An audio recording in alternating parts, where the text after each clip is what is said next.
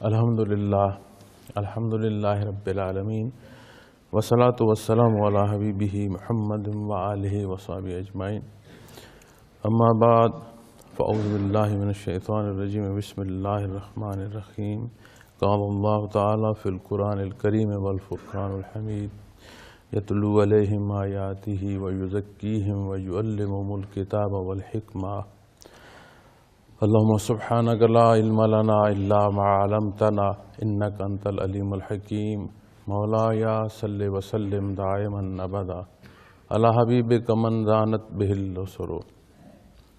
انتہائی قابل احترام معزز خواتین و حضرات، السلام علیکم ورحمۃ اللہ۔ میں نے آپ کے سامنے قرآن کریم سے ایک آیہ کریمہ کا حصہ تلاوت کرنے کی سعادت حاصل کی ہے۔ اس حصے میں اللہ رب العالمین نے فرائض نبوت بیان فرمائے ہیں اور جس انداز سے اطلاق ہے اسی ترتیب سے بیان فرمایا۔ کمال ہے قرآن کریم کا، جس پہلو سے جس نقطے کے تحت آپ دیکھنا چاہیں، چاہے اس میں کوئی عددی حصے ہوں، ترتیب کی بات ہو، تحقیق کے حوالے سے کوئی پہلو ہو، کسی پہلو سے بھی آپ پھر الفاظ آیات کی جو تعداد ہے، عددی حصے ہوں، ایک خوبصورت مربوط اور ایک نمونہ نظر آتا ہے۔ اسی لیے قرآن کریم کے حوالے سے جو بیان ہے کہ اللہ رب العالمین کسی ایک حصے سے اس قدر آشنائی، اس قدر حصول نصیب ہو جائے کہ بندے کے نہاں خانہ دل میں وہ کیفیت اتر جائے اور اس کی عملی زندگیوں پر وارد ہو جائے تو اس کی بخشش کا سبب ہے۔ چونکہ قرآن کریم کلام ذات باری تعالیٰ ہے اور جہاں تک جو بھی تحقیق لے جائے گا، جس تحقیق کو بھی کوئی اختیار کرے گا، انہی پہلوؤں میں ایک عجیب نکھار نظر آئے گا، ایک عجیب خوبصورتی اور ایک خوبصورت مربوط پہلو اس کے سامنے آئیں گے۔ اس آیہ کریمہ کے اس حصے میں اللہ رب العالمین نے فرائض نبوت الگ ترتیب بیان فرمائے، اور یہ بھی کمال ہے قرآن کریم کا، یہ بھی خوبصورتی اور نکھار ہے کہ ساری زندگی جس آیہ کریمہ پر بیان کرتے گزر جاتی ہے، بعض دفعہ جب آپ اس کی تلاوت آپ کو نصیب ہوتی ہے دوبارہ تو ایک عجیب پہلو سے آشنائی نصیب ہوتی ہے، ایک اور نقطہ، ایک اور پہلو اور ایک اور وضاحت جو ہے وہ نصیب ہو جاتی ہے، رہنمائی نصیب ہو جاتی ہے۔ یہ بھی ایک امتیاز ہے قرآن کریم کا، چونکہ یہ وہ خاص کتاب ہے جسے اللہ رب العالمین نے ہدایت کے لیے، وہ خاص کتاب ہے جو کلام ہے ذات باری تعالیٰ کا، لا ریب فیہ، اس میں کوئی شک شبہ نہیں ہے۔ جس مقصد کو اس کی شان نزول ہے، اس مقصد کے حصول کے لیے کسی ایک نقطے کی تشنگی نہ ہے نہ ہو سکتی ہے، یہ اللہ کریم کی عطا ہے۔ آیہ کریمہ کے اس حصے میں یتلو علیہم آیاتہ، کہ ان کو آیات کی جو ہے تلاوت اور آیات کا جو شناسائی ہے اور آیات سے جو آگاہی ہے وہ فرماتے ہیں۔ اور جب آپ آیات کی تلاوت کے تحت بات کریں گے تو کلام ذاتی کے وہ پہلو جو شرائط ایمان کے حوالے سے ہیں ان پر بات ان سے شروع ہوگی، اور پہلا حصہ ہی ایمان ہے، عقائد ہے۔ یہاں شناسائی کا وہ پہلو کہ اسے مانا جائے، فقط اس کا اقرار نہیں، اسے مانا جائے اور اس کے ہر پہلو کو اختیار کیا جائے، سمجھا جائے۔ پھر دوسرے حصے میں آتا ہے وہ یزکیہم، کہ وہ حصے جو وجود انسانی پر، ان تمام کیفیات پر ایک اس حصے کو وارد کرنے کا سبب بنتے ہیں جسے اختیار کہتے ہیں، جس کے لیے یہ وجود عمل پیرا ہونا شروع ہو جاتا ہے۔ اور اس کیفیت کے بعد پھر بات آتی ہے ان حصوں کی، وَيُزَكِّيهِمْ وَيُعَلِّمُهُمُ الْكِتَابَ وَالْحِكْمَةَ۔ پھر کتاب و حکمت کی جب بات آتی ہے تو اس کے تحت عبادات سے ہوتے ہوئے عمومی زندگی کے پہلوؤں تک کی بات آ جاتی ہے۔ تو یتلو علیہم آیاتہ ہی کے تحت جب بات ہوگی تو بات آئے گی ایمانیات کی۔ جب بات آئے گی ایمانیات کی تو پھر اس پہلو کو سمجھنا اور آسان ہو جاتا ہے کہ کتنا کرم اور کتنا احسان فرمایا اللہ نے مخلوق پر کہ اپنے انبیاء و رسول مبعوث فرمائے۔ وہ آشنائی جو خالق سے اس مخلوق کو درکار ہے اس کا سبب فرما دیا ہے۔ وہ پہلو جن حدوں کو اس کا جاننا ضروری ہے انہیں اجاگر فرما دیا۔ وہ حدود و قیود جس سے تجاوز اس کے لیے نقصان دہ ہے اس سے آگاہی فرما دی۔ اور ایک تسلسل ہے جو حضرت آدم علیہ السلام سے لے کر نبی کریم صلی اللہ علیہ وسلم کی ذات اقدس تک۔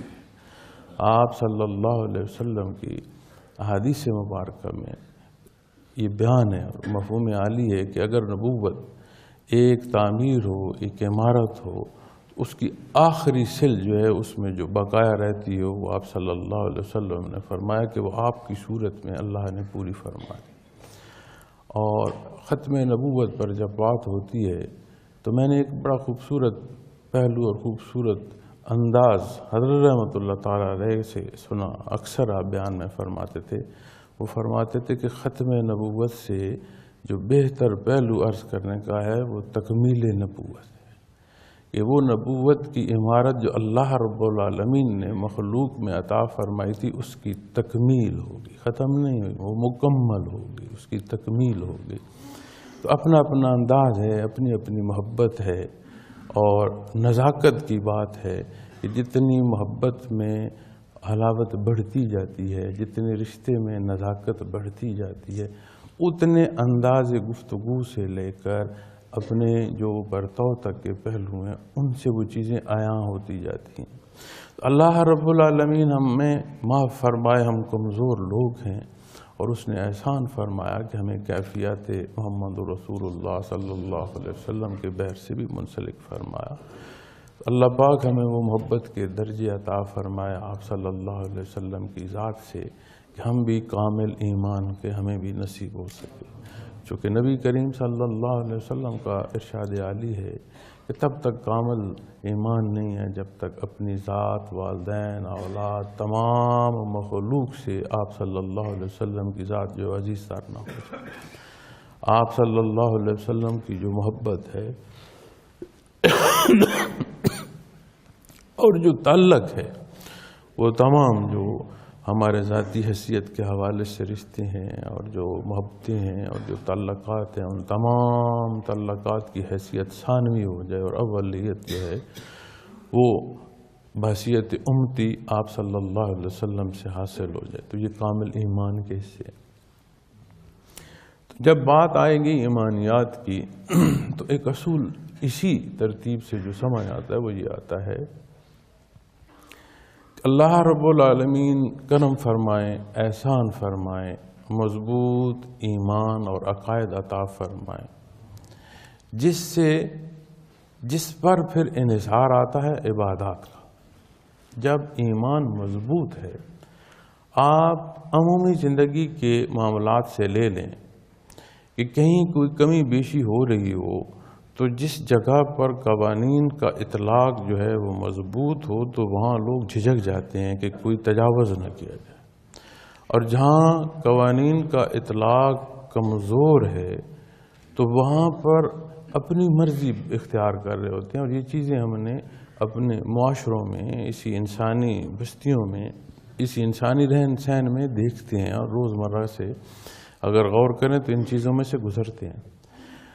ایمان کے حصوں کو جب آپ تقسیم کریں گے تو اللہ رب العالمین کی جو وحدانیت باری تعالیٰ ہے، جو اللہ رب العالمین کی توحید ہے، جو سب سے پہلا حصہ ہے اور جس کے لیے سب چیزوں کو پہلے اندر سے صاف کرنا پڑتا ہے کہ لا الہ کچھ ہے نہیں الا اللہ، اسی ایک حصے کو اگر آپ اٹھا لیں، جتنی ہماری سوچیں ہیں، جتنے ہمارے تجاوزات ہیں، جتنے لالچ ہیں، جتنی کمزوریاں ہیں اور جس پہلو سے ہیں، ہر چیز کو یہی حصہ رد کرتا چلا جاتا ہے۔ جب وحدانیت باری تعالیٰ کو مانا تو زندگی کے عمومی پہلوؤں تک اگر آپ تحقیق کرتے جائیں تو چھوٹے چھوٹے لالچ جو ہم کسی فرد سے منسوب کرتے ہیں، اس پر اگر فقہی تحقیق کرتے جائیں اور اسے کھریدتے جائیں تو آخر کار کوئی نہ کوئی تاند، کوئی نہ کوئی تار شرک کا اور کوئی نہ کوئی شرک کا پہلو اس میں سے نکلنا شروع ہو جائے۔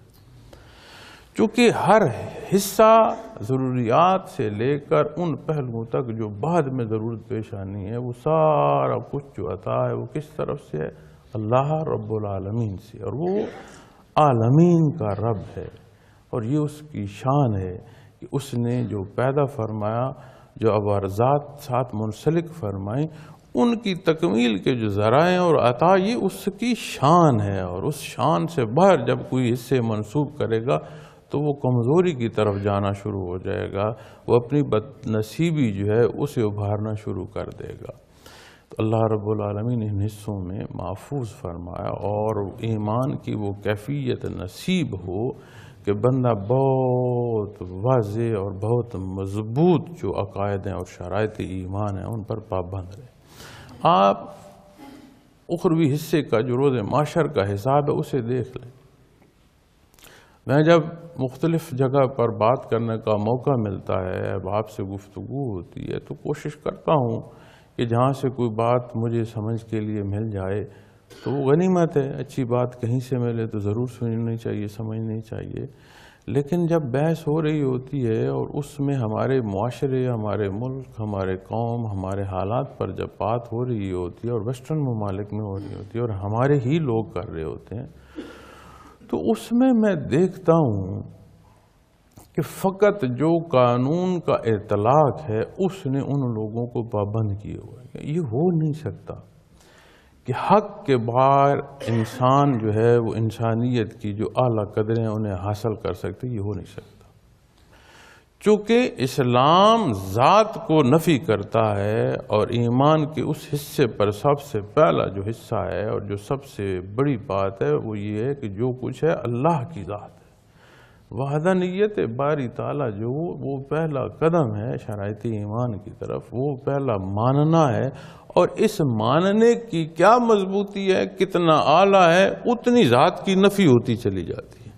اور جب دنیا کی بات آتی ہے تو دنیا کو آپ جمع کرتے ہیں بالکل اسی طرح جیسے اللہ رب العالمین کو ماننے جائیں گے تو ذات ختم ہوتی چلی جا رہی ہے، جتنا وہاں سے دور جائیں گے اور دنیا کے قریب آئیں گے اور دنیا داری کے حصوں اور اس بحر میں ڈوبنا شروع ہو جائیں گے، باقی سارے حصے ثانوی ہوتے چلے جائیں گے اور ذات کو اولیت آتی جائے گی۔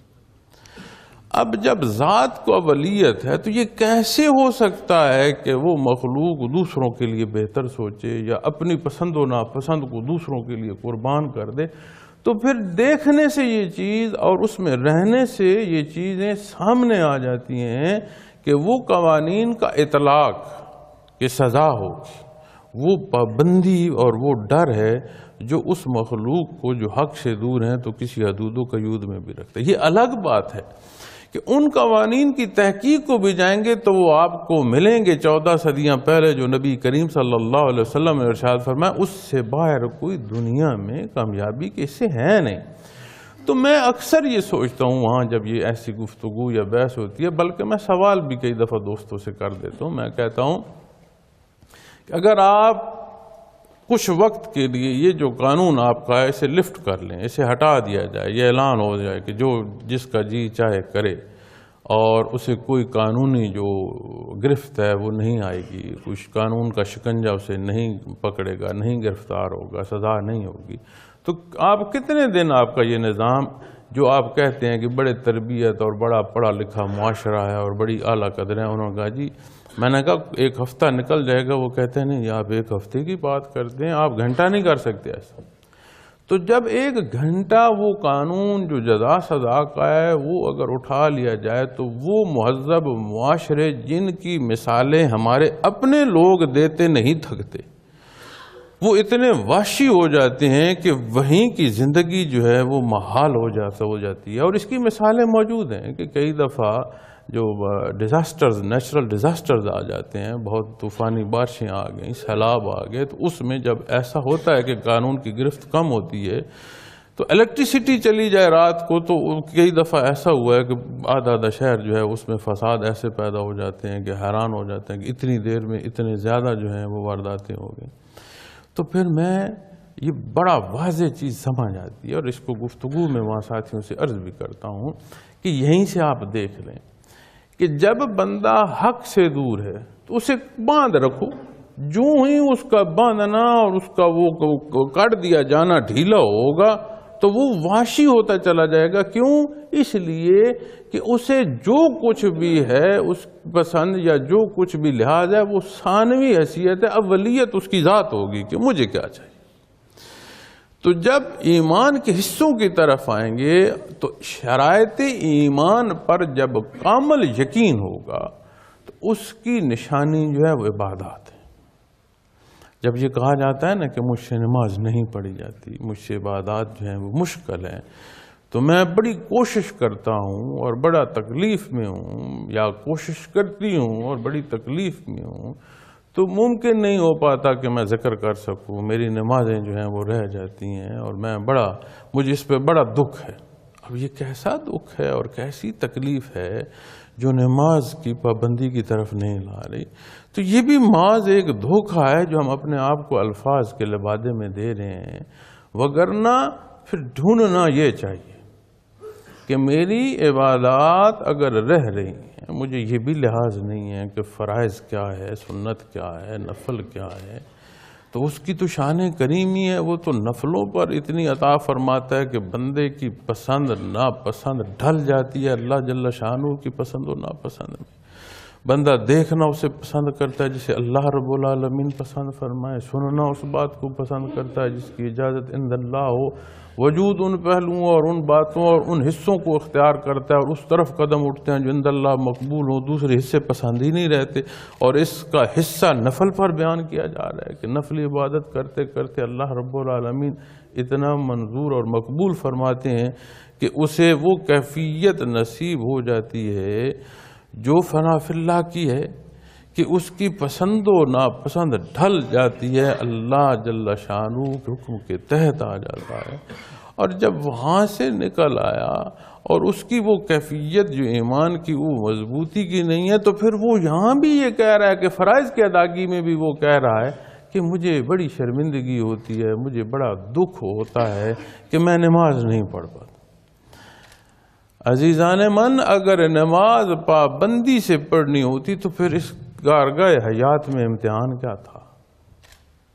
عبادات کا اختیار کرنا اگر کسی نے پکڑ کر کرانا ہے تو وہ اللہ رب العالمین جہاں اس نے یہ کھانا حیات کے لیے، یہ سانس حیات کے لیے، یہ پینا حیات کے لیے، یہ سونا حیات کے لیے آرام جو ہے وہ مقرر فرما دیا، ساتھ منسلک فرما دیتا عبادات، تو کس کی جرت تھی؟ کون چھوڑ دیتا؟ کون کہتا ہے میں آج سانس لینا چھوڑ گیا ہوں یا بھول گیا ہوں، میرا دل نہیں چاہ رہا کہ میں سانس لوں؟ کون کہتا ہے؟ کتنے قریبی عزیز فوت ہو چکے ہوتے ہیں اور دکھ اتنا ہوتا ہے لگتا ہے دنیا الٹ گئی ہے، کیا ہم کھا نہیں رہے ہوتے؟ کیا ہم پی نہیں رہے ہوتے؟ کیا ہم سو نہیں رہے ہوتے؟ تو یہ عوارضات ہیں، یہ منسلک کے مجبوری ہے انہیں اختیار کرنا، زندگی کے تسلسل کے لیے یہ ضروری ہے، ورنہ حیات منقطع ہو جائے گی۔ تو جو حصے مالک کل کائنات نے بیان فرما دیے، عطا فرما دیے، انبیاء اور رسول مبعوث فرمائے، اور ہمیں تو احسان فرمایا کہ بعثت محمد الرسول اللہ صلی اللہ علیہ وسلم سے نوازا، جب وہاں بات آئے تو ہم یہ کہیں کہ میرا دل جو ہے وہ بڑا دکھی ہے۔ کیوں بھائی دکھی ہے؟ میں نماز نہیں پڑھ سکتا۔ نماز کیا ہے؟ نماز فرض ہے۔ نماز سے متعلق حکم کیا ہے؟ آپ صلی اللہ علیہ وسلم نے جو نہیں پڑھتا وہ ہم میں سے نہیں۔ آگے کھریدتے جاؤ نا، فقہ کو پوچھتے جاؤ کہ بے نمازی کے حوالے سے کیا چیزیں۔ تو پھر جب یہاں سمجھ آتی ہے تو پھر تحقیق کیا کرنے کی ضرورت ہے کہ جو شرائط ایمان ہیں ادھر میرا یقین کتنا ہے، جو آخرت میں روز محشر دست بستہ مخلوق کھڑی ہوگی اور اس میں جو جگہ میرے لیے مقرر ہے وہاں میں نے کھڑا ہونا۔ بارگاہ ایجزی میں کیا عرض کروں گا کہ اللہ رب العالمین تو نے مجھے وجود عطا، میں تھا نہیں، عدم سے تو نے مجھے وجود عطا فرمایا۔ یہ تیرا کرم اور تیرا احسان ہو بے حساب مخلوقات میں، یا اللہ تو نے مجھے پیدا فرمایا کہ میں تیری عبادت کروں، تو نے مجھے یہ وجود عطا فرمایا، یہ استطاعت عطا فرمائی، رزق عطا فرمایا، ان فضاؤں اور ان پانیوں سے حیات کے سبب عطا فرمائے، اور یا اللہ جب تو نے مجھے اختیار دیا تو میرا دل ہی نہیں چاہا کہ میں تیرے حضور سر بسجود ہوں۔ ایک لحظے کو سوچے تو صحیح، شریر کام جائے۔ اب وہ یقین اور اس یقین کی جو حدیں ہیں اس کو ماپ لیں۔ یہ جو ہم کہہ رہے ہیں کہ ہاں میں مانتا ہوں جی روز معاشر ہے، عزیز روز معاشر کا ماننا، اس ماننے کے یقین کا جو لیول ہے، اس سے معمولات دنیا کے جو حصے ہیں وہ سمجھ آ جاتے ہیں کہ بندہ کیا کر رہا ہے۔ ہو سکتا ہے اسے یہ معلوم ہو کہ اللہ رب العالمین میرے اتنے قریب ہیں، اتنا میں اپنے قریب نہیں ہوں، نحن اقرب الیہ من حبل الورید، اسے کہیں نہ جھوٹ بولے، اسے یہ کیفیت بتا دے گی کہ میاں تو جو بول رہا ہے یہ تو بات نیت کے بعد وجود نے طاقت صرف کی، تیری زبان میں حرکت آئی، تیری دماغ نے اسے الفاظ دیے، اس کے مطابق تیری زبان ہلکی، حلق سے ہوا آئی، تیرا منہ کھلا اور ایک آواز پیدا ہوئی اور اگلے کی سماعت تک گئی۔ اس سے پہلے جو تو سوچ رہا تھا وہ مالک کل کائنات تو وہ بھی جانتا ہے۔ تو بات یا گفتگو یا الفاظ تو بعد میں آ گئے، وہ تو پہلے ہی بندہ جو ہے وہ تھرا جائے گا کہ میرا مالک جانتا ہے، میرا مالک دیکھ رہا ہے۔ اور اس کی شان کریمی دیکھیں کہ جو بھی کوئی برا سوچے گا اس پر کوئی اطلاق نہیں ہوگا جب تک وہ برا عمل اختیار نہیں کرے۔ اور کتنا کریم ہے، کچھ اعلیٰ سوچو اختیار نہ بھی کر سکو وہ اس پر بھی انعام عطا فرما۔ اب بات اس کیفیت کی ہے نا، اس تعلق کی ہے، اس بندگی کی ہے، کہ اس احساس کی ہے کہ وہ نصیب ہو۔ اب شرائط ایمان کو جب آپ دیکھیں گے اور اس نزاکت سے دیکھیں گے تو ہو سکتا ہے بندہ کہے کہ میں اپنے اللہ کے حضور سر بسجود نہیں ہوتا۔ تو پھر سمجھ آئی نا کہ یہ جو الفاظ ہیں کہ مجھے بڑا دکھ ہو رہا ہے، مجھے بڑی تکلیف ہے، یہ الفاظ بھی محض الفاظ ہیں، ان کا حقیقت سے کوئی تعلق نہیں۔ اگر حقیقت سے تعلق ہو تو جو رفتہ کی بات تو رفتہ حال میں ممکن نہیں ہے وہ چھوڑے، اور جب حال کو اختیار کرے گا تو جو عہد رفتہ ہے، جو گزشتہ اوقات ہیں، ان کی معافی کی بات آئے گی، اس کے لوٹانے کی بات آئے گی۔ تو شرائط ایمان کے ایک ایک حصے کو آپ دیکھتے آئیں اور ان حصوں کو لے کر جب عملی زندگی پر دیکھیں گے تو سمجھ آ جائے گی کہ کتنے حصے جو ہیں وہ میرے مضبوط۔ اور یہ تسلسل جو ہے اللہ کی عطا کا، جس طرح مخلوق کو پیدا فرما رہا ہے، کتنی مخلوق ہے وہ بہتر جانتا ہے، کتنے اس کے رزق میں کس کا کتنا حصہ ہے، کس نے ان ہواؤں ان فضاؤں میں سانس لینی ہے، کتنے وجودوں کو اس سورج کی تمانت نے حیات دینی ہے، اور کہاں کہاں کس کا کتنا رزق ہے، اس زمین کے سینے پر کتنے قدم کس نے اور کس وقت میں اٹھانے ہیں، ایک مربوط نظام ہے۔ ایمان مضبوط ہوگا تو یہ ہو نہیں سکتا کہ عبادات میں لغزش آئے، اللہ نہ کرے عبادات میں کوئی لغزش یا کمی آئے گی تو ایک ایسی تڑپ اٹھے گی۔ اب دیکھیں صحابی رسول صلی اللہ علیہ وسلم کسی سبب نماز جو ہے فجر کی رہ گئی، دوسرے روز جب دروازہ کھٹکا کہ آپ کی نماز رہ رہی ہے، اٹھے تو وہ اٹھے۔ ایک مثال یہ ہے، ایک مثال ایسی ہے روشنی کے حوالے سے کہ گلی میں کہیں کوئی ایسا کیچڑ یا کوئی ایسی چیز نہ ہو کہ کسی نے راستہ دکھاتے ہوئے مسجد تک پہنچا۔ دونوں پہلوؤں میں ایک بات جو مشترک ہے وہ یہ ہے کہ کوئی یہ کوشش کر رہا ہے کہ آپ کی جو فجر ہے اور جو اس حصے کی عبادت ہے وہ نہ رہ جائے۔ تو جب انہوں نے استفسار فرمایا کہ کون ہے بھائی، آپ تو بڑا آپ نے تو خوشبختی کا حصہ کیا اور بڑا میں شکر گزار ہوں، تو وہ جواب میں کیا تھا، شیطان مردود ہے۔ اور تجھے کیا لگے ماں میری عبادت سے؟ کہا جو تیری رہ گئی اور اس پر جو آپ نے دکھ کیا، جو کچھ اس پر اللہ نے عطا کیا، میں نہیں چاہتا کہ رہ جائے اور پھر وہ دکھ تو آپ کریں۔ تو جو پہلو رہ جائیں اس پر جو تڑپ ہے وہ پھر نہیں بیٹھنے دیتی. اور جب وہاں سے بات آگے بڑھے گی وہ زکی ہے. اب بات میں نے عرض کی کہ عبادات جو ہیں وہ نہیں رہ سکتی مضبوط ایمان. دلیل ہے عبادات کا اختیار کرنا اس تسلسل کا. اور جب عبادات اختیار ہوں تو تیسرا حصہ آ جاتا ہے معاملات کا. 3 حصوں میں مخاطب کیا اسلام. ایمانیات، عبادات اور معاملات، یہ 3 حصوں پر زندگی جو حیات انسانیہ جو تقسیم. اور اسی تسلسل سے اسی آیہ کریمہ کی تفسیر میں یہ چیز عرض کر رہا ہوں کہ جب عبادات تک بات آ جائے گی کہ عبادات جو ہیں وہ اختیار اپنی طرف. میں یہ نہیں کہہ سکتا کہ یہ کہوں کہ ہمارے پاس کوئی پیمانہ ہے کہ ہماری عبادات بڑی اعلیٰ ہیں.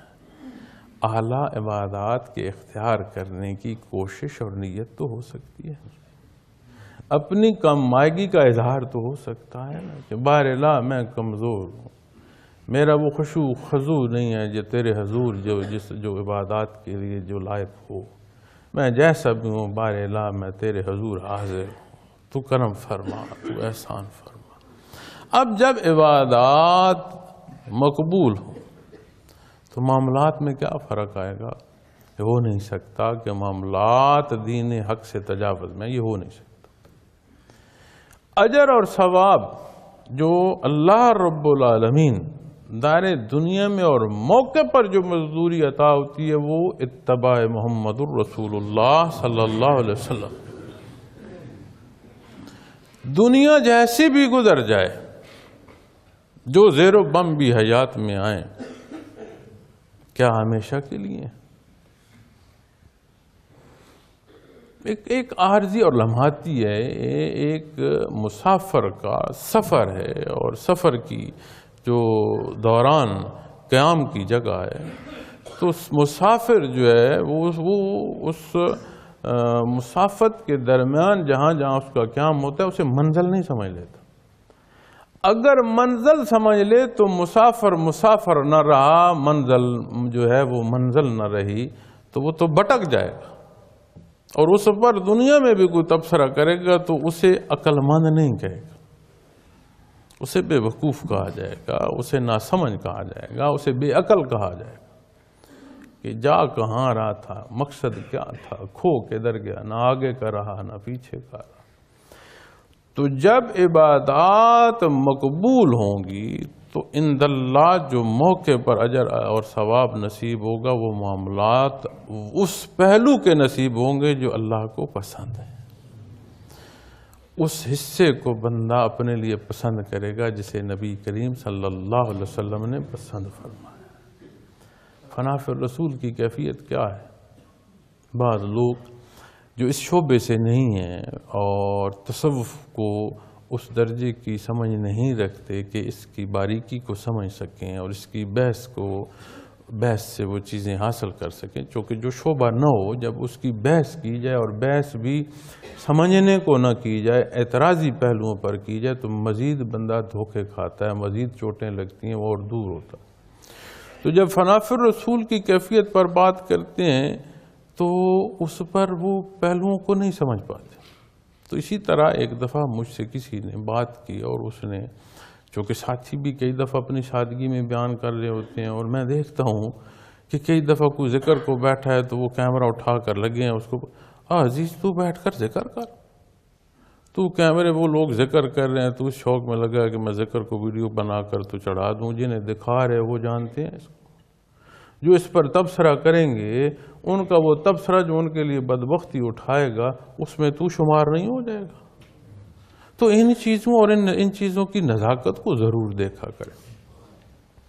تو فنا فی الرسول کی کیفیت پر جب بات ہو رہی تھی تو اسی طرح اس نے کسی بزرگ سے جو پہلو فنا فی الرسول کے سنے تو آپ یہ کیا کہتے ہیں جی، ایسے کیسے ممکن ہے کہ جی بندہ نبی کریم صلی اللہ علیہ وسلم کے حضور حاضر ہو اور آپ کی زیارت بھی ہو رہی ہو اور آپ کے دست مبارک پر وہ بیعت کر رہا ہو، اور یہ کیسے ممکن ہے؟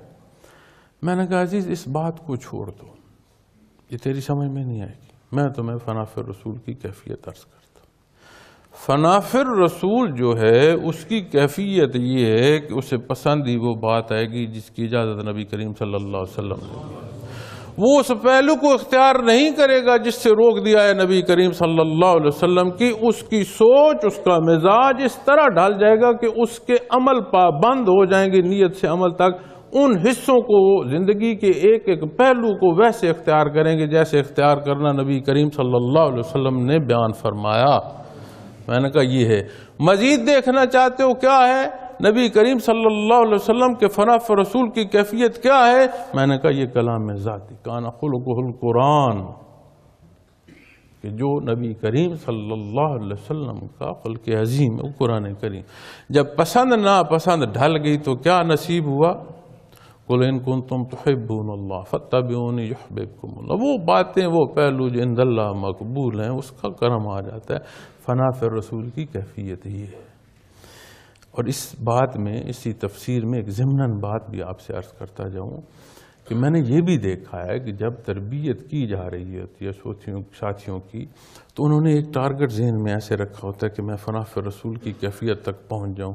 وہ پوچھ رہے ہوتے ہیں ہاں کیا تسبیحات پڑھنی ہیں، فقہ کا کیا کورس کرنا ہے، تہجد میں نے کتنے پڑھنے ہیں، میں کتنی جو ہے عبادات جو ہے نوافل تک میں نے اختیار کرنے ہیں۔ وہ پورے زور سے اور شد و مت سے لگے ہوتے ہیں۔ اور اللہ کریم بے نیاز ہیں، وہ کریم ہیں، وہ رحیم ہیں۔ ہم جیسے خطا کاروں کو ان کیفیات کا عطا فرمانا اس کی شان ہے، ہم اس قابل نہیں ہیں۔ تو جب نصیب ہو جائے کہ اب تو حاصل ہو گیا، خیر ہے، اب باقی چیزیں پھر بعد میں دیں۔ اب تو اتنی نزاکت آ گئی اس رشتے میں کہ اس لحاظ میں، اس حیا میں اور اس عمل کی ادائیگی میں تو ساری حیات بھی صرف ہو تو کم ہے، ساری حیات سر بسجود گزار دو شکرانے کے لیے تو کم ہے۔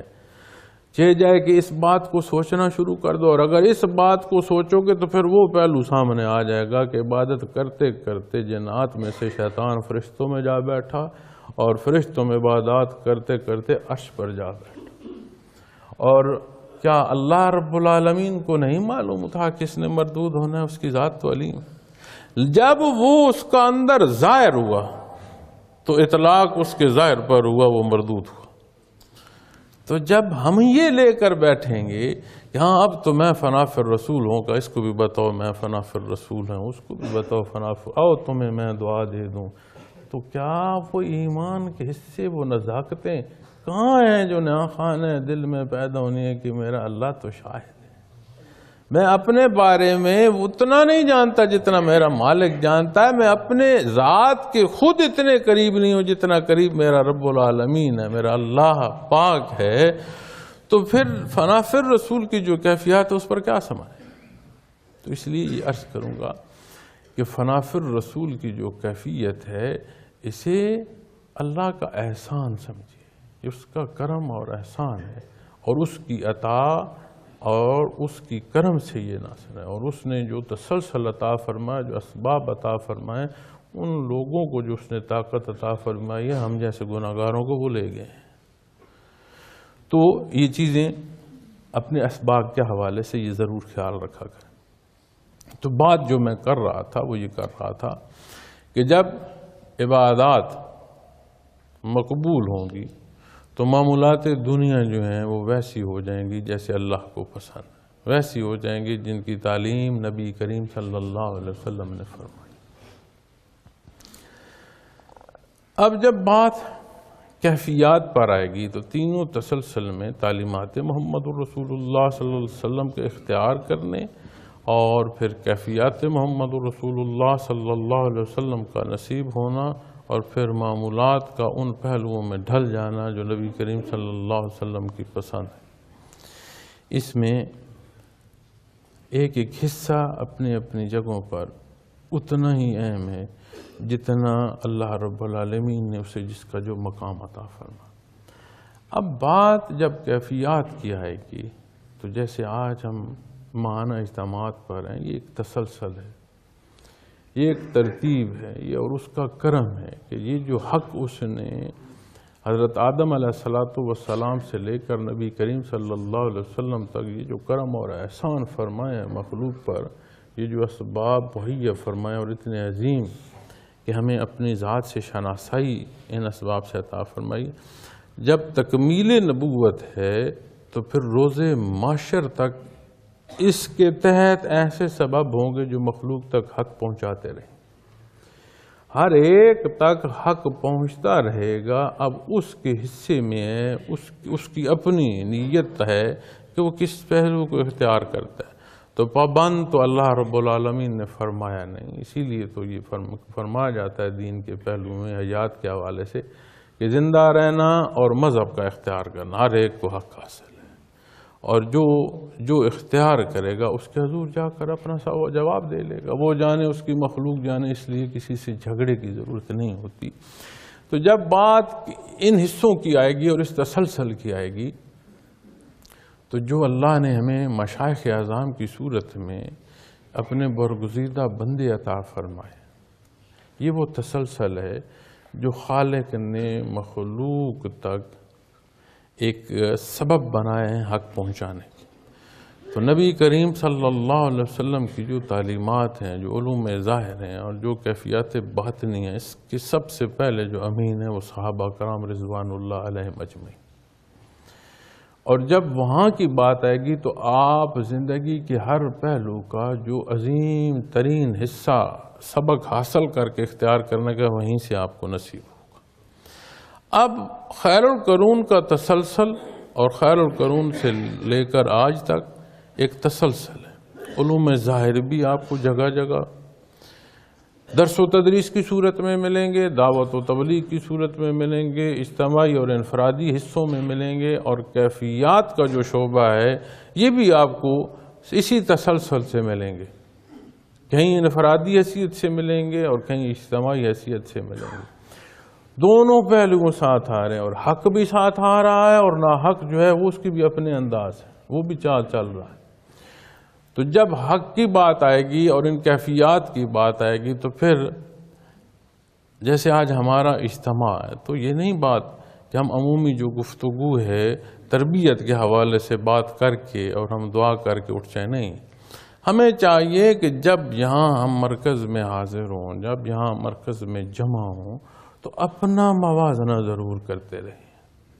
آپ اگر غور کریں تو مجھے کوئی ساتھی بھی جب ملے انفرادی طور پر ملاقات کے لیے، آج نہیں پہلے بھی جو کوئی مجھے ملتا تھا، میں ہر ایک کو یہ بات کہتا تھا، میں کہتا تھا کہ آپ وقت نکال کر رہے ہیں اپنی مصروفیات میں، آپ سفر اختیار کیے، اللہ آپ کا آنے کا ایک ایک قدم قبول فرمائے، دارالعرفان میں داخل ہو گئے تو نفلی متقف کی حیثیت سے بیٹھ جاؤ، نہیں ضرورت تعلقات بنانے کی، نہیں ضرورت گپ شپ کی، نہیں ضرورت کہ جہاں موبائل اٹھا کر بیٹھے اور میسجنگ کر رہے ہو۔ تو کیا یہ خیال ہم کرتے ہیں؟ یا جب اس مسجد میں نماز کے انتظار میں بیٹھے ہوتے ہیں تو اس کی آوازیں بھی جا رہی ہوتی ہیں دوسرے کانوں تک جو دور بیٹھے، غور کیجیے گا۔ تو جب ہم اس تسلسل میں آئے تو اللہ کا احسان اور اس کا کرم ہے، تو اس کرم اور احسان کا بدلہ کیا ہے کہ ہم دست بستہ اپنے آپ کو اس طرح پیش کریں کہ پھر گرد و پیش کی کیفیت نہ حاوی ہو۔ تو پھر ان تمام اوقات میں جب آپ یہاں تشریف لے آئے، مرکز میں آئے، تو پھر ایک نفلی معتکف کی حیثیت سے وقت بسر کریں۔ ہماری گفتگو محض گفتگو نہ ہو، کلام ذاتی کی تلاوت کریں، درود شریف پڑھیں، ہماری سانسیں محض سانسیں نہ مزین ہوں اس میں ذات سے۔ یہ وہ حصے ہیں جو بندے کو اخلاص کی طرف لے جاتے ہیں۔ اب تینوں پہلوؤں میں آپ دیکھ لیں، چاہے عقائد کی بات ہو، چاہے عبادات کی بات ہو، چاہے معاملات کی بات ہو، ایک حصہ ہے ظاہر کا، ایک حصہ ہے باطن کا، اور آپ صلی اللہ علیہ وسلم نے حق فرمایا کہ کسی چیز کا بھی جو انحصار ہے اس کا انحصار نیت پر ہے، اس کی بنیاد پر ہے کہ وہ بنیاد اس کی ہے کیا، اور جب بنیاد کی بات آئے گی تو پھر بات کیفیات کی آئے گی۔ کون ہے وہ مجھے یہ بتائے کہ جی میں نے جو دین کے ایمان کے پہلو ہیں اس کے تحت جو میں دعوت و تبلیغ کر رہا ہوں، تو جو میں قدم اٹھا رہا ہوں دین حق کے لیے، اس میں میرا مقصد جو ہے وہ شمار کرنا ہے کہ میں نے تو آج تک اتنے لاکھوں قدم اٹھائے ہیں، کیا مبلغ اس کا مقصد اٹھائے گئے قدموں کا لکھنا ہے؟ کیا وہ مبلغ جو دین پر بات کر رہا ہے اور مخلوق تک حق پہنچا رہا ہے اس کا زور بیان تحریر کرنا مقصد ہے کہ میرے اتنے اعلیٰ الفاظ تھے، میرا اتنا جو ہے وہ زبان و بیان کے پہلو ہیں اور اتنی خوبصورتی اور اتنی نکھار ہے، اتنی لوگ جو ہیں وہ واہ واہ کر رہے ہیں، میں جہاں جاتا ہوں وہ کہتے ہیں جناب کیا بات ہے آپ کے بیان کی، کتنے پہلو آپ نے بولے، کیا خوبصورت انداز ہے آپ کا۔ کیا وہ انداز تحریر کرنے مقصد ہیں دعوت و تبلیغ کے بندے کے؟ آپ مدرسے میں آ جائیں، کیا مدرس کا مقصد یہ ہے کہ ہاں میرے جیسا پڑھانے والا کوئی نہیں، جیسے تحقیق میں کرتا ہوں ایسے تحقیق کر کوئی نہیں سکتا، جیسے لوگوں کو یا بچوں کو یا آنے والے مرد و حضرات کو، خواتین و حضرات کو میں تعلیم دے سکتا ہوں ایسا، تو اس میں بھی اس کا مقصد اپنا کمال بیان کرنا ہے۔ تو آپ کسی پہلو سے بھی لے لیں تو کیا ضرورت ہے؟ ہر دین کے پہلو ہیں یہ سارے، دعوت و تبلیغ بھی، تحریر و تقریر بھی، اور مدرس کے حصے ایک ایک تک چلے جائیں، یہ ساری بات دین کی ہو رہی ہے۔ کیا اس سارے دین کی بات میں مقصد اس بیان کرنے والے کی ذات ہے؟ نہیں، اس کا مقصد ہے کہ اللہ راضی ہو، اس کا مقصد ہے کہ یہ وہ باتیں ہیں جو نبی کریم صلی اللہ علیہ وسلم نے بیان فرمائی ہیں، یہ وہ باتیں ہیں جو مجھے سمجھنے، سیکھنے اور اختیار کرنے کے بعد مخلوق تک پہنچانے کی ہیں، یہ میرا حکم ہے نبی کریم صلی اللہ علیہ وسلم کا میرے لیے، یہ اللہ کی پسند ہے، یہ بات ہے۔ تو کون جانتا ہے دلوں کے حال؟ کوئی پیمانہ ہے؟ ہمارے پاس تو کوئی پیمانہ نہیں ہے۔ تو جہاں بات جاننے کی ہے وہ خوب جانتا ہے، اور جب بندہ ذات میں پھنس جائے تو یہاں بیٹھ کر بھی یہ کہہ رہا ہوتا ہے کہ جیسے جتنے سجدے میرے ہیں اتنے کسی کی بھی نہیں ہیں، جتنے قدم دین کے لیے اٹھائے ہیں میں نے اتنے کسی نے نہیں اٹھائے، جیسا بیان میں کرتا ہوں ایسا کوئی بیان نہیں کرتا۔ تو جب ذات میں آئے گا تو کیا ہوگا؟ ہر چیز جو ہے وہ ضائع کر دے گا، وہ عبادت اپنی انا کی کر رہا ہوگا، کیا اللہ کی رہا ہوگا، عبادت اپنی انا کی کر رہا ہوگا، اپنی شان و شوکت کی کر رہا ہوگا۔ اور اگر اس سے نکلنا ہے یا اس کے حصوں کو دیکھنا ہے نزاکت کی، تو پھر کیا ہے؟ زبان کی بات نہیں آئے گی، وجود کی بات نہیں آئے گی، یہ جو وجود کی طاقتیں ہیں اور سینے پر ہاتھ مارنے ان کی بات نہیں ہے، بات آئے گی نا خانے دل کی۔ وہاں ترازو پر کیا ہے؟ جب وہاں کی بات آئے گی تو پھر بات آ گئی نا کیفیات قلبی کی، آ گئی نا بات کیفیات قلبی کی۔ تو جب کیفیات قلبی کی بات آ جائے گی تو پھر بات آ گئی نا اخلاص کی کہ کتنا خالص ہے۔ تو جب بات اخلاص کی یہاں آ گئی تو پھر آپ دوسرے حصے پر آ جائیں۔ مجھے جیسا تو کوئی نمازی ہے نہیں، جتنی تسبیحاں میں پڑھتا ہوں، اب میں 10 تسبیحاں پڑھتا ہوں، 20 لوگوں کو بتاتا ہوں کہ جی میں 10 تسبیحاں پڑھتا ہوں، کیا مقصود لوگوں سے منوانا ہے کہ میں بڑا تسبیح کرتا ہوں؟ میں جی 10 ختم کر لیتا ہوں، جی میں مہینے میں میرے 10 ختم ہے، پوری منزل پڑھتا ہوں۔ اچھا، جس ذات کے لیے پڑھتے ہو وہ ذات نہیں جانتی، یہ اعلان ضروری تھا جو لوگوں کو بتانا ہے۔ میرے معمولات ایسے ہیں جی، میں نے تو آج خواب دیکھا، میں نے ایسا دیکھا، میں فلاں جگہ پر تھا، میں نے یہ خوبصورتیاں دیکھی، یہ روشنیاں دیکھی، ان پر روب ڈالنا مقصد ہے جنہیں سنا رہے ہو؟ اپنی نیکی اور اپنا وہ حصے اور اپنا وہ بڑا ہونا وہ ان کو بیان کر رہے ہو؟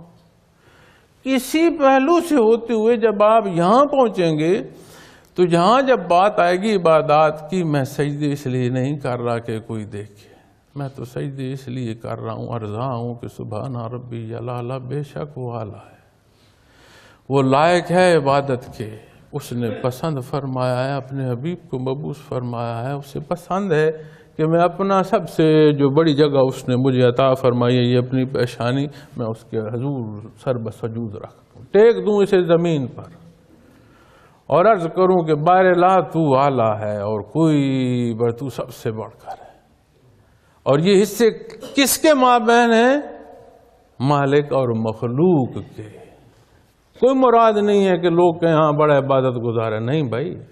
تو جب یہاں بات آ گئی تو پھر بات پھر دل کی چلی گئی، نیت کی چلی گئی۔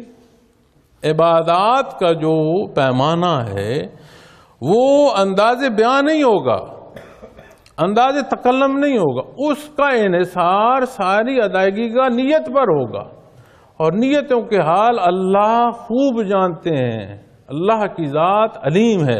اور جب اس پہلو پر بات کرو گے تو پھر بات آ گئی نا پھر کیفیات قلبی کی۔ قلب کی تو ساتھ اس لیے کہہ رہا ہوں کہ کیفیات کوئی ایسی چیز نہیں ہے کہ کسی نے کندھے پر اٹھا رکھی ہے۔ کیفیات کا وجود انسانی میں جو محل ہے اور جو وجود انسانی میں اس کا مقام ہے وہ ہے قلب، اور جگہ نہیں ہے۔ میں اس لیے نہیں بار بار لفظ قلب بیان کر رہا کہ تصوف سے منسلک ہیں، اور کوئی جگہ اگر کیفیات کی حامل ہے تو مجھے بتا دو بھائی۔ تو جب بات عبادات کی آئے گی تو عبادات کے انحصار پر بھی نیت کی آئے گی، اس کی ادائیگی کی آئے گی، اس کی طلب کی آئے گی، شکرانے کی کیفیات کے ہر حصے کا پیمانہ کرو گے تو پھر بات پھر قلب میں چلی جائے گی۔ تو پھر درکار ہوا نا اخلاص۔ پھر بات آپ لے آئیں معاملات پر، لین دین پر لے آئیں۔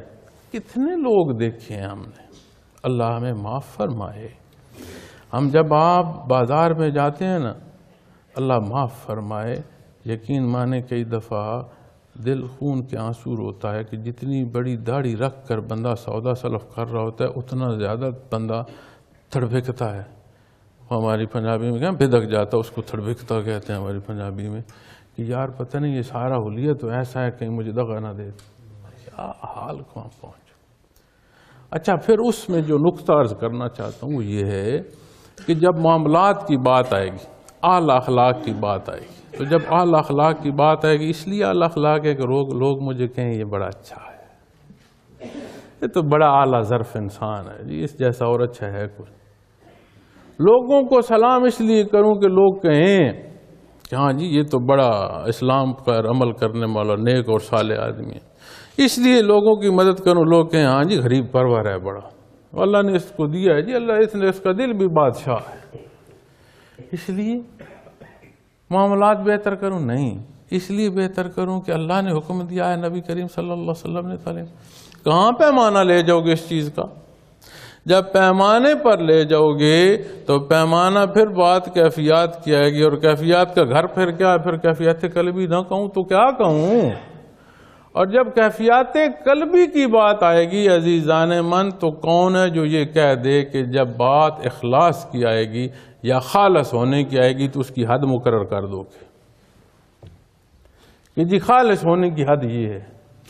جب خالص ہونے کے پیمانے کی بات کرو گے، قرب الہی کی بات کرو گے، نیک نیتی کی بات کرو گے، تو عند اللہ ایک حصہ جو مقبول ہوتا ہے اور قرب کی جو منازل نصیب ہوتی ہیں، کیا اس کے ساتھ اخلاص بڑھتا چلا جاتا ہے یا نہیں بڑھتا چلا جاتا؟ تو جب بات اخلاص کی کرو گی تو پھر سمجھ آئے گی کہ یہ جو قرآن کریم بار بار ارشاد فرماتا ہے کہ اللہ کو یاد کرو، تو سمجھ آئے گی کہ اس مشت غبار کو اس نے یہ جو عطا فرمائی کہ مجھے یاد کر، بار بار یاد کر، تکرار کر اس میں ذات کا، وَاذْكُرْ رَبَّكَ إِذَا نَسِيتَ، بھول جا تو پھر پلٹ کر یاد کر، تو سمجھ آئے گی کہ اس مخلوق کا اور خالق کے مابین یہ جو مخلوق کی طرف سے یاد کا تعلق ہے، یہ اسے ہر حصوں سے محفوظ کرتا چلا جائے گا، اسے قرب الہی کا سبب بنا دے گا، اسے حفاظت الہی کا سبب بنا دے گا۔ پھر آپ کو یہ قرآن کریم کی آیت عرض کرتا ہوں جو شیطان مردود نے اللہ رب العالمین کے حضور عرض کیا تھا، اور اللہ کریم نے یہ بیان اپنے کلام ذاتی میں فرمایا اِلَّا عِبَادَكَ مِنْهُمُ الْمُخْلَصِينَ، تیرے مخلص بندوں کا میں نہیں کچھ بگاڑ سکتا۔ تو بات اخلاص کی آئے گی تو سمجھ آئی کہ کتنی تکرار ہے ذکر الہی کی، کیفیات قلبی کی کتنی اہمیت ہے، اور یہ درمیان میں فراز نبوت کے بیان ہوا کہ اطلاع دے دی، ایک ایک چیز سمجھا سکھا دی، اب عمل تب کرو گے، اس قابل ہو سکو گے کہ اعلیٰ عمل اختیار کرو، یزکیہم، جب تمہارا تزکیہ نفس ہو جائے تم اس قابل ہو جاؤ گے کہ تم ذات سے نکل جاؤ گے، ذات سے نکل جاؤ گے، اور تمہیں وہ اخلاص اللہ جل شانہ کس طرح روبرو کر دے گا، اس میں شیطان نہیں ہاتھ ڈال سکتا۔ وہ خود اقرار کر رہا ہے، اس میدان میں آنے سے پہلے اللہ کے حضور اقرار کر رہا ہے، یا اللہ میں سب کو بگاڑ سکتا ہوں، سب پر کوشش کروں گا، تیرے مخلص بندوں کا میں کچھ نہیں بگاڑ سکتا۔ اور جب بات اخلاص کی آئے گی تو پھر نہیں سمجھ آ رہی کہ اتنا اللہ نے بیان فرمایا۔ اپنے معمولات، اپنی ان سانسوں کو خود معاف کر دیکھ لو، جب اللہ کا ذکر خالص کر رہے ہو تو سوچ کیا ہوتی ہے، عمل کیا ہوتا ہے۔ اور جب معمولات میں کمی بیشی آتی ہے، پلٹ کر دیکھو کتنی سانسیں ہیں جو اللہ کے نام سے خالی نکل رہی ہیں، اور ہمارا حال بدلتا چلا جائے۔ اپنی زندگی سے دیکھ لو، جب ان ساری چیزوں کو دیکھو گے تو پھر یہ لمحے لمحے قیمتی لگنا شروع ہو جائیں۔ دیکھو وہ وقت نہیں رہا جو اللہ نے ہمیں حضرت رحمۃ اللہ تعالیٰ علیہ کے قدموں میں بٹھایا تھا، وہ وقت نہیں رہا۔ کیا یہ وقت رہ جائے گا جس میں آج ہم ہیں؟ عزیزان من، محترم خواتین و حضرات، یہ بھی نہیں رہے گا۔ تو اگر کوئی اس ساری عطاؤں میں رہ جائے، کیا پایا اس نے؟ اور کوئی اس میں داخل ہو کر انا کی طرف آنا شروع ہو جائے تو یہ ابتلا ہے، امتحان گاہ ہے، یہاں ذات کو نہ دخل دو، جو کچھ ہے مالک ہم کچھ نہیں۔ اس بات کی طرف آؤ گے تو میں آپ کو عرض کرتا ہوں، صوفیاء جب تحقیق اور مکالمہ کرتے ہیں اس موضوع پر کہ ذکر کے اور اللہ کرنے سے انسان کے وجود سے جو کمزوریاں ہیں یا معاملات سے جو کمی بیشیاں وہ دور ہوتی جاتی ہیں، وہ اس پر بحث نہیں کرتے کہ جو ذاکر ہے وہ نماز نہیں پڑھ رہا، جو ذاکر ہے جو سنت نہیں اختیار کر رہا، ذاکر کے معاملات میں نفل نہیں، یہ نہیں اس بحث کرتے۔ وہ بیان کرتے ہیں کہ جب ذاکر ذکر کرتا چلا جاتا ہے تو کمزوریاں دور ہوتی جاتی ہیں، ہوتی جاتی ہیں، ہوتی جاتی ہیں۔ وہ فرماتے ہیں سب سے آخر کیا، سب سے آخر جا اس کے اندر سے نکلتا ہے اس کی انا۔ چونکہ کوئی تیسرے درجے تک عبادت اگر کر رہا ہے کہ اس کا حصار ایمان کے گرد نوافل تک ہے۔ ایمان ایک قیمتی چیز ہے، بیش قیمت چیز ہے۔ پہلا حصہ جو اس کے گرد حصار ہے حفاظت کا، وہ فرائض کا ہے۔ دوسرا حصہ جو حصار کا ہے وہ نوافل کا ہے، سنت کا ہے۔ تیسرا جو حصار ہے وہ نوافل کا۔ اب جو تین حصاروں پر لڑ رہا ہے اس سے شیطان یہ نہیں کہتا فرض چھوڑ دو، اس سے شیطان کہتا ہے جیسے تو نمازی ایسا اور نمازی ہے کوئی نہیں۔ وہ سب اپنی انا میں پھنسنا شروع ہو جاتے ہیں۔ میں نے تو اتنی بات کی، اسی لیے تو ہم کہتے ہیں میں نے جتنی عبادات کی، نمازیں بھی پڑھتا ہوں، تسبیحات بھی پڑھتا ہوں، قرآن کریم بھی پڑھتا ہوں، پھر جو بیماری ہے جی وہ میرے گھر ہے، میرا کاروبار، میں اپنے کانوں سے سنی ہوئی کی باتیں کر رہا ہوں، اپنے سامنے دیکھے ہوئے معاملات کی باتیں کر رہا ہوں، مال گفتگو نہیں کر رہا۔ میں نے یہ چیزیں سنی ہیں، اور آپ غور کریں، شاید آپ نے بھی کہیں یہ باتیں آپس کے دوران کی باتوں میں اور عزیز و اقارب کی نشستوں میں یہ چیزیں سنی ہوں۔ جب یہ کیفیت ہوتی ہے تو ہم یہ باتیں کر رہے ہوتے ہیں۔ اب اس پر جو علماء تحقیق، صوفیاء تحقیق کرتے ہیں، وہ فرماتے ہیں کہ یہ اتنی بری چیز ہے، یہ انا اور ذات اور میں جو ہے، سب سے آخر میں جا کر جو اللہ کرنے والے سے جا کر نکلتی ہے وہ یہ چیز ہے۔ بندہ زوم میں پھنسنا شروع ہو جاتا ہے کہ جیسے مجھے سمجھ ہے، جتنا میرا قرب ہوگا، جتنی میری منازل ہو گئی ہیں، جتنے مجھے مناصب مل گئے ہیں، اتنے کسی کی ہے نہیں۔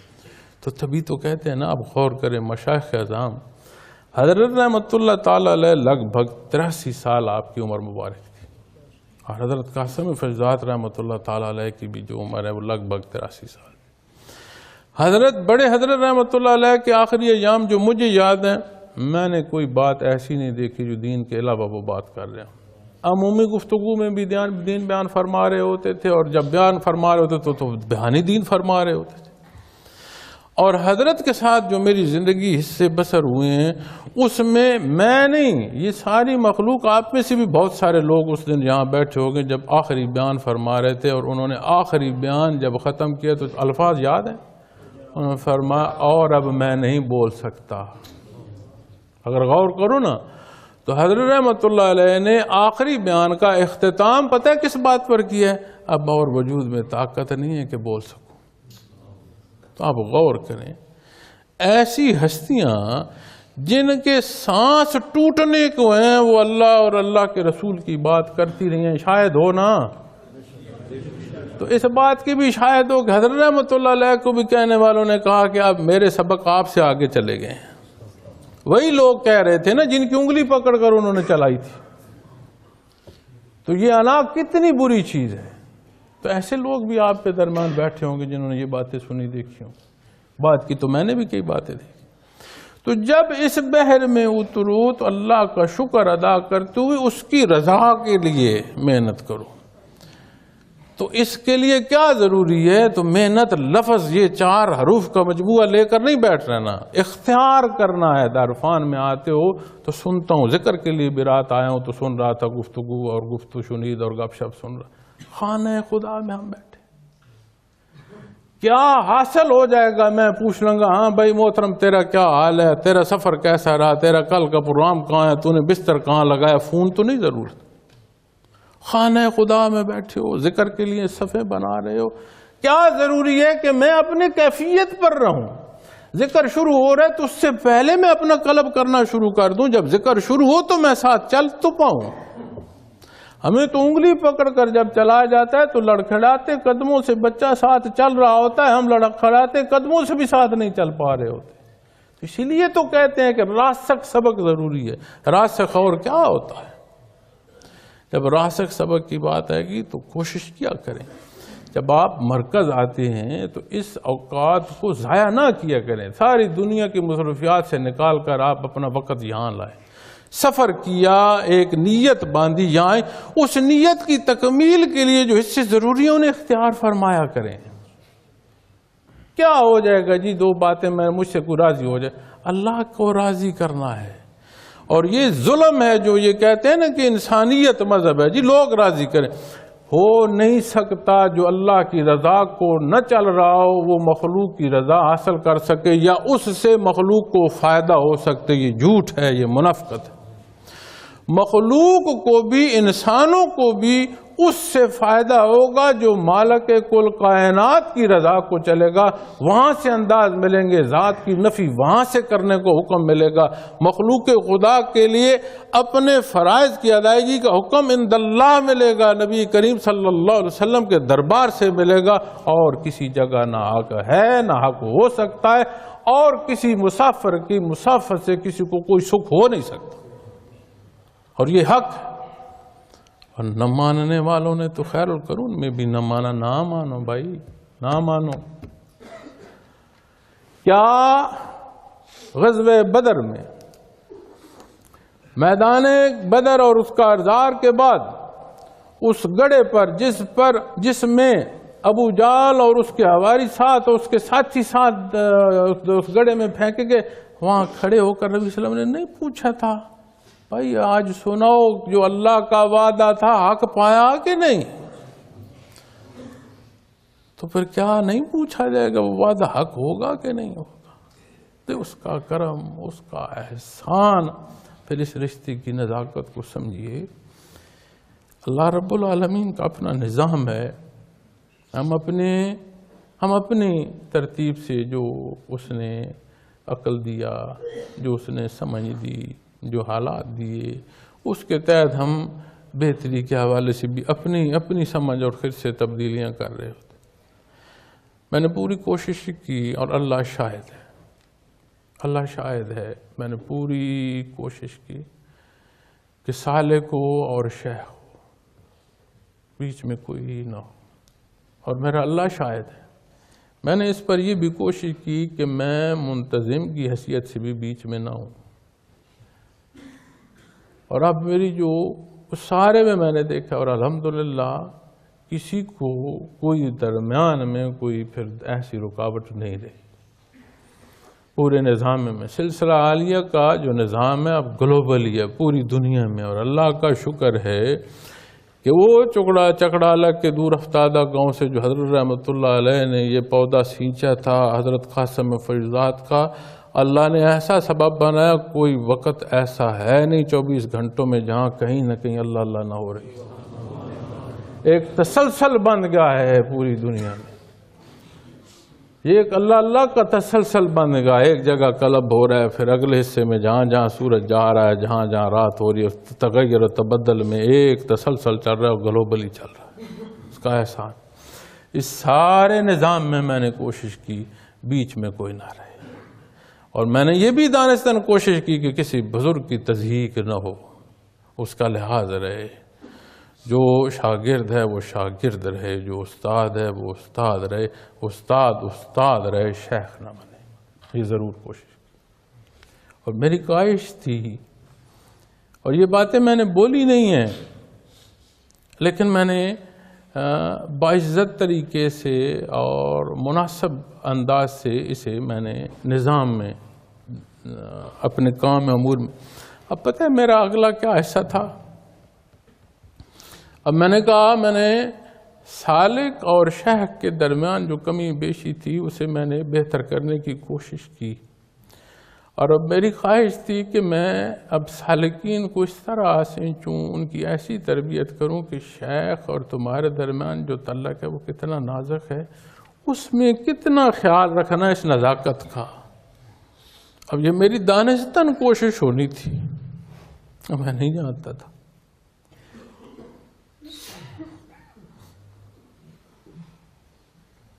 نعرہ تکبیر، نعرہ تکبیر، نعرہ تکبیر.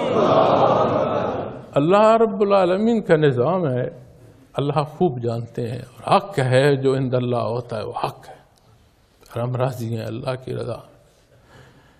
دنیا فطری تقاضے اس ساتھ ہیں. سردی ہو تو سردی لگتی ہے، گرمی ہو تو گرمی لگتی ہے.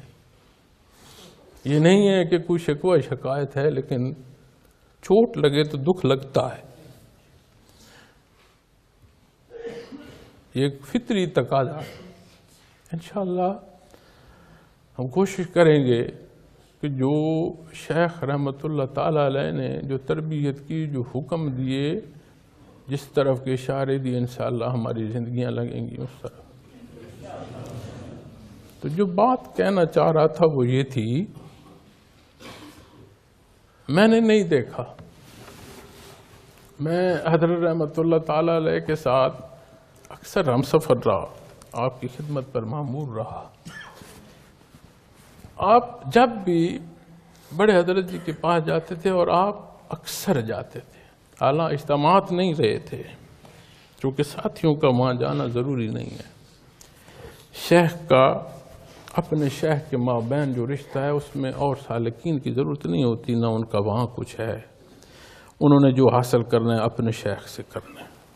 تو مشائخ کا آپس میں کیا رشتہ ہے، وہاں کیا ہے، وہ جانے، ان کا اپنا معاملہ ہے. تو میں نے آج تک بارہا میں حضرت کے ساتھ حضرت رحمۃ اللہ علیہ کے مزار پر گیا.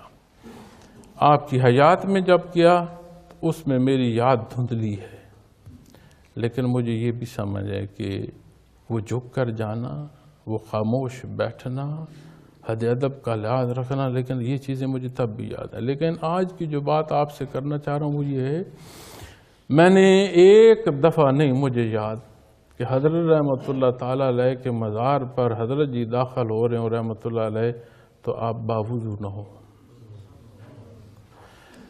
اب جب آپ کی اتنی صحت گر چکی تھی کہ آپ کو وضو نہیں کرایا جا سکتا تھا، آپ تیمم کر لیتے تھے، لیکن ایسا نہیں تھا کہ ایسے آپ حضرت رحمۃ اللہ علیہ کے مزار میں داخل ہو جائیں. تو آپ سے یہ عرض کروں گا اس رشتے کی نزاکت کو ضرور سمجھیے گا. میں نے حضرت رحمۃ اللہ تعالیٰ علیہ کا جو مزار مبارک ہے وہ ایسی جگہ کہ آپ جس وقت آئیں، جب آئیں، وہاں آپ کو سلام کا موقع، وہاں آپ بیٹھتے ہیں، ذکر کرتے ہیں، آتے جاتے ہیں. اسے رواجات میں بھی نہ ڈالیے گا اور حد ادب کا خیال رکھیے گا. کیا آپ جب جا رہے ہیں وہاں آپ کا سر ڈھمپا یا نہیں ڈھمپا؟ آپ باوضو ہیں یا نہیں؟ وہاں بھی فون لے کر مسجد کی طرح باتیں کر رہے ہو یا نہیں کر رہے؟ ان ساری چیزوں کا خیال رکھیے گا. اور یہ بھی ضرور خیال رکھیے گا کہ آپ نے اور کسی نے بھی اس سلسلہ عالیہ سے حاصل کرنا ہے تو اس نے اپنے تسلسل سے حاصل کرنا ہے. اس تسلسل کے بنا وہاں سے اسے نہیں کوئی چیز ملے گی. لیکن جب وہاں آپ جائیں ذکر کریں تو حد ادب کا ضرور خیال رکھیے گا. اور اس کی تعمیر میں یہ کوشش کر رہا ہوں کہ وہ سادگی بھی رہے، وہ کچی قبریں بھی ہماری ہوں، اور ایسا بھی نہ ہو کہ کسی وقت 24 گھنٹے میں آنے والے کسی کے لیے کوئی جگہ یا کوئی دروازہ بند ہو. اس لحاظ کو ضرور رکھیے گا. یہ بڑے نازک معاملے ہیں. اللہ رب العالمین مہربانی فرمائے، کرم فرمائے. ہم خطا کار اور کمزور ہیں، ہمارے حال پر رحم فرمائے. اور آخری بات جو حضرت رحمۃ اللہ تعالیٰ علیہ کا آخری بیان ہے، جس میں انہوں نے فرمایا کہ اب اور طاقت نہیں ہے کہ بول سکوں، اسے بار بار سنیں. چونکہ اس میں جو حضرت نے درود شریف پر بات فرماتے ہوئے فرمایا نا کہ میرے بچوں اسے ایسے اختیار کرو کہ گلی گلی کوچے کوچے مخلوق تک پہنچائیں. اس لفظ میرے بچوں کو بار بار سننا، وہ درد اور کیفیت نے خانے دل تک اترتی چلی جائے گی. اس بیان کو عام کرو، خود سنو، لفظ لفظ کو اذبار کرو، اسے پیغام لو. انشاءاللہ ہم پوری کوشش کریں گے. یہاں مجھ سے دوست بات کرتے ہیں کئی دفعہ، ہمارے جو لوکل ہیں ان کی محبت ہے. اللہ ہم سب کو خالص ہونے کی توفیق دے. وہ مجھے کہتے ہیں کہ حضرت کی مقام ایک اپنا مقام ہے. اور یہ حقیقت بھی ہے کہ جتنی بڑی حیثیت کے کوئی شخصیت اٹھتی ہے، پیچھے خلا بھی اتنا بڑا ہوتا ہے. اور اس شخصیت کے پیچھے اتنی شخصیت نہیں ہوتی کہ جو اس خلا کو پر کر سکے. جتنی بڑی شخصیت اٹھتی ہے اتنا بڑا خلا پیدا ہوتا ہے. تو وہ دوست لوکل جو ہمارے میں مجھے کئی دفعہ یہ کہتے ہیں کہ آپ کا بڑا امتحان ہے، تو آپ جو اللہ کرے کہ جی آپ کو جو ہے ان چیزوں پر پورا اتر سکے. تو میں انہیں ایک چیز عرض کرتا ہوں. میں نے کہا آپ جس پہلو میں بات کر رہے ہیں اس کا مطلب یہ ہے کہ لوگ یہ نہ کہیں کہ یہ جو ہیں حضرت جی کے بیٹے ہیں اور یہ کمزور ہو گئے. میں نے کہا مجھے اس سے غرض نہیں. مجھے کوئی کہے اعلیٰ ہے تو بھی مجھے غرض نہیں. مجھے کوئی ادنا کہے مجھے اس سے بھی غرض نہیں. ہاں مجھے یہ چیز تکلیف دے گی کہ ہاں حضرت کی تعمیر کی ہوئی عمارت کمزور ہے. ایسا نہیں ہوگا. حضرت کی سینچی ہوئی اینٹیں کمزور نہیں ہوں گی، وہ ٹوٹنے والی نہیں ہوں گی. ہم اس لیے نہیں کہ ہم اس قابل ہیں کہ نہیں، ہمارے شیخ نے جو تربیت کی ہے وہ اتنی کمزور نہیں ہے کہ شیخ کے پردہ فرمانے سے وہ چیزیں بیٹھ جائیں. جب تک حیات ہے یہ گریں گے بھی تو انشاءاللہ آگے گریں گے، پیچھے نہیں گریں گے.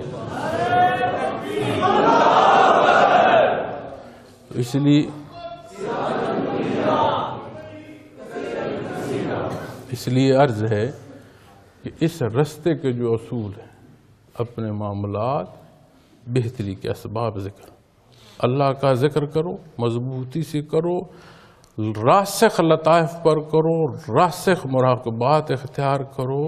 اور یہ احسان ہے اللہ کا. آؤ کہاں تک آتے ہو، محنت کرو. یہ وقت بھی نہیں رہے گا. یہ میری بات یاد رکھنا، میں دوسری بار کہہ رہا ہوں آپ کو. پھر یہ اعلیٰ حصے جو تبلیغ کے ہیں وہ کردار کے ہیں. میرا کردار کیا ہے؟ میرا گھر، میرے بال بچے، ان سے محنت کریں، حاصل کریں اور مخلوق تک پہنچائیں. اس ملک و قوم کو ضرورت ہے خالص مسلمان. ہمیں اپنا خالص ہونے کے اعلان کی ضرورت نہیں ہے. یہ اللہ بہتر جانتا ہے. ہم کمزور ہیں. ہمیں کوئی دعویٰ نہیں ہے کہ ہم بڑے اعلیٰ ایمان کے لوگ ہیں. ہم کمزور ہیں. ہما وقت اس کی رحمت کے طالب ہے. ہما وقت اس کے اور اس کے حبیب کے صدقے دے کر اس کی رحمت کے طالب ہے. ہم کچھ نہیں. کوشش کریں کہ امت محمد رسول اللہ صلی اللہ علیہ وسلم کو تقسیم سے تقسیم در کیا چلا جا رہا ہے. اس میں اتفاق اور اتحاد کی کوشش کریں. اسلام کے نام پر بننے والا یہ ملک جس میں شان رسالت سیاست کا سبب بن چکی ہے، گرتے گرتے آپ خیال کریں ہم کہاں آگے پہنچ چکے. یہاں ایک مسلمان کا عمل جو ہے اس معاشرے میں اس کی ضرورت ہے. اپنے حصے کا جو عمل ہے، اعلیٰ عمل، اپنی ملک و قوم کی بہتری کے لیے دیں. ہم فساد کی بات نہیں کر رہے، ہم اس تیاری کی بات کر رہے ہیں اپنے افراد کو، اپنے مسلمانوں کو، اپنے ملک و قوم کے لوگوں کو ایمان کے ساتھ تیار کریں، یہ ضرورت پیش آئے گی۔ یہ نہیں ہو سکتا کہ یہاں ضرورت پیش نہ آئے کہ جب اللہ اور اس کے حبیب کے حکم کے تحت جانے دینے کی ضرورت نہ ہو، یہ ہوگی، یہ آئے گی۔ ہم یہ نہیں کہہ رہے کہ ہم کوئی لوگوں کو تیار کر رہے ہیں کہ اٹھ کھڑے ہو اور اس کو گرا دو یا اس کو نہیں، مجبوری ہوگی سب کی، اور جب یہ مجبوری ہو جائے گی تو اس وقت ضرورت ایمان کی ہوگی۔ تو کوشش کریں کہ اپنے ملک و قوم کی جو تعمیر ہے اس میں ہمارا کردار آتا ہے۔ میں جہاں سفر کرتا ہوں پوری دنیا میں، کسی کافر ملک میں بھی جب بات کرتا ہوں تو میں دانشتاً دوستوں کو کہتا ہوں کہ تمہارا پیمانہ تمہارا کردار ہے۔ اس کافر معاشرے میں بھی تمہارا کردار ایسا ہو جو نمونہ تم سے لوگوں کو سکھ ہو، دکھ نہیں، ضد اور عناد ذات کی ڈالنے کی ضرورت نہیں ہے، حق پر عمل پیرا ہو۔ اور بات اختتام پر جو سوال ہے میرے سامنے، وہ بات ہے یوم یکجہتی کشمیر۔ تو یہ 5 فروری کے حوالے سے دن ہے ہمارا قومی، اور کیا حالات ہیں۔ امت محمد الرسول اللہ صلی اللہ علیہ وسلم کے افراد، دعوی ایمان ہو، بات قرآن و حدیث کی ہو، اور امت ذلیل ہو رہی ہو، اور ہمارے جو ہیں وہ یوم یکجہتی کی بات ہو رہی۔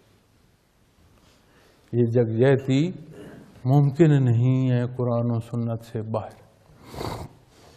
تو جو الفاظ کی بات ہے وہ تو ہمارا، میں اس کی کشمیر کے جو بھائی ہیں ان کی دکھ اور تکلیف میں ہم جو دعوے کی بات ہے وہ تو ہم شامل ہیں، لیکن ہمارے کھوکھلے الفاظ وہاں کیا مدد دیں۔ ضرورت اس امر کی ہے کہ ہمارے اپنے وطن عزیز میں انصاف ہو، یہاں لوگوں کو انصاف ملے، ہم اس قابل ہو سکیں کہ جہاں جہاں میں انصافی ہو رہی ہے ان کی مدد کر سکیں۔ تو یوم یکجہتی کشمیر پر بھی جو میرا پیغام ہے وہ یہ ہے کہ ان کے ساتھ دلی ہمدردی ہے، دکھ اور تکلیف ہے، کاش ہم اپنے پاؤں پر کھڑے ہوں کہ ان کی بھی مدد ہو سکے۔ اللہ رب العالمین میرا اور آپ کا حامی و ناصر ہو۔ اللہ کریم دین حق پر قائم رکھے، اس پر حفاظت فرمائے، اور اس بحر میں اس نے اپنے کرم اور اپنے احسان سے اتارا ہے، اس میں اپنی حفاظت عطا فرمائے۔ وآخر دعوانا ان الحمدللہ رب العالمین۔ الحمدللہ رب العالمین، والصلاة والسلام علی حبیبہ محمد وآلہ وصحبہ۔ ربنا اننا آمنا فاغفر لنا ذنوبنا وقنا ربنا آتنا فی الدنیا حسنة وفی الآخرة حسنة ربنا ظلمنا انفسنا ربنا لا تزغ قلوبنا بعد إذ هديتنا وهب لنا۔ یا اللہ ہم کمزور اور خطا کار، ہمارے حال پر رحم فرما، یا اللہ ہمیں معاف فرما دے، یا اللہ ہمیں اپنی محبت عطا فرما، یا اللہ ہمیں نبی کریم صلی اللہ علیہ وسلم کی محبت عطا فرما، یا اللہ ہمیں دین اسلام کی سمجھ اور اس پر عمل کی توفیق عطا فرما، یا اللہ ہم جو بیمار ہیں ہمیں شفا عطا فرما، یا اللہ ہمارے جن گھروں میں تنگیاں ہیں انہیں فراوانی عطا فرما، یا اللہ ہمارے جن گھروں میں جھگڑے ہیں انہیں امان عطا فرما دے، یا اللہ ہمارے بڑے پیارے جو دار دنیا سے گزر چکے ہیں ان کے حال پر رحم، یا اللہ ہمارے حضرت رحمت اللہ تعالیٰ علیہ کے درجات بلند فرما، یا اللہ تو کریم ہے، تو رحیم ہے، آپ کے درجات ہمہ وقت بلند فرما میرے مالک۔ ہم جیسے خطا کاروں کو یا اللہ، ہم جیسے گناہ گاروں کو تو نے اپنی یہ ہستیاں عطا فرمائی، تیرے شکر گزار، ہمیں توفیق عطا فرمانا بار الہا، جو سانسیں ہیں، جو وقت ہے، جو قدم ہے، تیری محبت میں، تیرے حبیب کی اتباع میں بسر ہو یا اللہ۔ یا اللہ تو غفور الرحیم ہے، امت مسلمہ پر رحم فرما، ہمارے گناہ معاف فرما۔ یا اللہ اس وطن عزیز میں بہتری کے اسباب پیدا فرما، یا اللہ اس وطن عزیز میں انصاف عطا فرما، یا اللہ تو غفور الرحیم ہے، امت تقسیم در تقسیم تقسیم در تقسیم ہو رہی ہے، ہمیں پیار بانٹنے کی توفیق عطا فرما۔ یا اللہ ہمیں وہ کردار عطا فرما، وہ معاملات اختیار کرنے کی توفیق عطا فرما کہ ہمارے کردار جو ہیں وہ دین کی دعوت کا سبب ہوں۔ یا اللہ تو غفور الرحیم ہے، تو غفور الرحیم ہے، ہمارے حال پر رحم فرما۔ یا اللہ یہ دنیا مشکل ہے، اسے سہل فرما۔ یا اللہ تارے دنیا سے رخصتی وقت نزا آسان فرمانا۔ یا اللہ تو غفور الرحیم ہے، ہمارے لیے حیات برزخیہ سہل رکھنا۔ یا اللہ تو غفور الرحیم ہے، روز محشر ہمیں شفاعت محمد الرسول اللہ صلی اللہ علیہ وسلم یسر ولا تؤثر، تمم بالخیر وتمم بالخیر وتمم بالخیر وتمم الہی بحرمت حضرت محمد رسول اللہ صلی اللہ علیہ وسلم، الہی بحرمت ابوبکر صدیق رضی اللہ عنہ، بحرمت جنید بغدادی، خواجہ عبید اللہ رحمہ رحمان جام صالح تان العارفین، خواجہ الدین مدنی رحیم رحم، الہی بحرمت کلزم فیضات حضرت مولانا علیہ رحمان، الہی بحرمت ختم بحرمت قاسم فیضات امیر محمد اکرم امان، وصلی اللہ تعالی علی خیر خلقہ وآلہ وصحبہ اجمعین برحمتک یا ارحم